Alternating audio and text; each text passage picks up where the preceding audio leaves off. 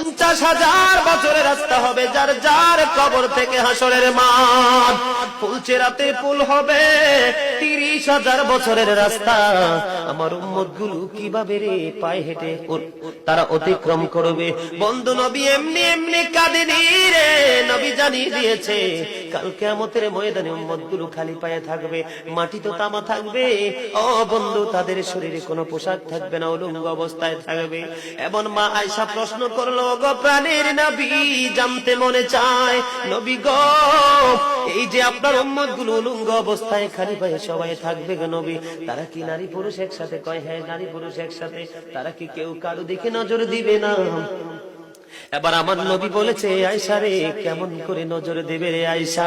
বন্যার পানি যেমনি প্রবল বেগে বৃদ্ধি পেয়ে পৃথিবীর মানুষগুলোকে গ্রাস করে ফেলে, কাল কিয়ামতের দিন এই জাহান্নামের আগুন